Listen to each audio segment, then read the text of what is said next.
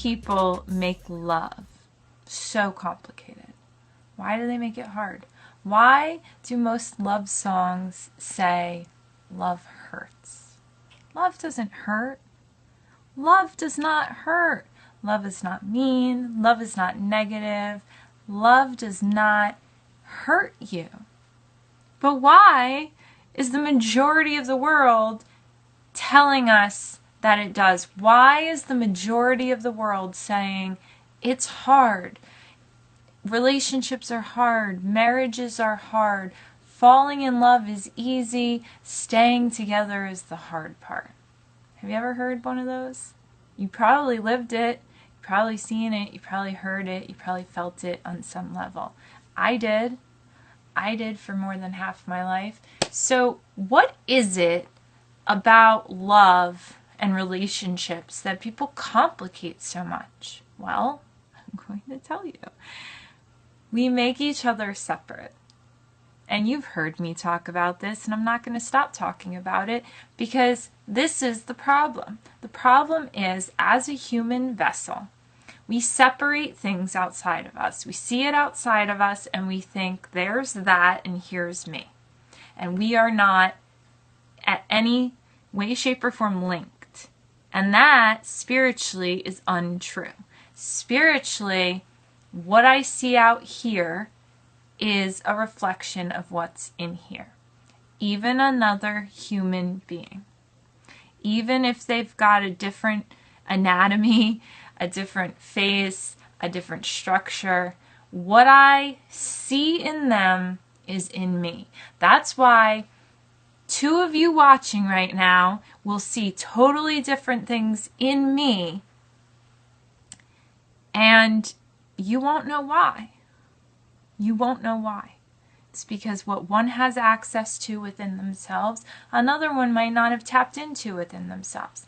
So when we get into relationships, romantic partnerships with people, what often happens is we forget that spiritual truth and we separate ourselves.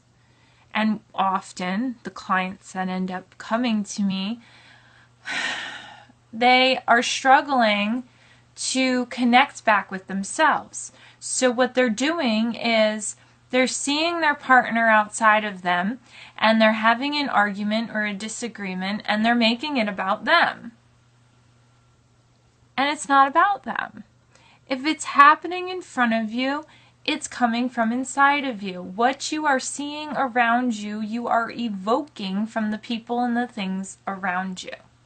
So when you're in a romantic partnership where the test that everybody seems to get hung up on comes in is, are you able to stay connected to yourself with this beautiful other being in front of you? Are you able to remember who you really are and the truth of this relationship when they're in front of you? Or will you go blind? Will you go blind? Will you forget who you are? Will you make them separate? Will you make shit about them when it's really coming from within you? Will you create separation? And then that just spirals down and down and down and down, which feels hard and heavy because you're separating it from who you really are, from the truth. Love feels good. You know that if you've ever fallen in love. Love feels good. Love does not hurt. What hurts is your discord with yourself. It's your disconnection to who you really are. That's the pain. That's the pain everybody's singing and talking about. That's the heartache. Your heart doesn't break. It feels broken, but that's an illusion. It feels broken because you have severed your connection from you.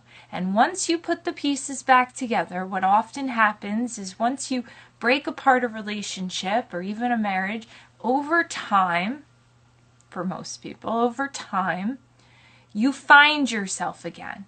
And what often occurs is you get interested in things and you grow and you start to love yourself more. And then suddenly your heart feels full again. And that's the second someone new walks in. Because it's all coming from you. It's all coming from you. It's never apart from you. It's never disconnected from you.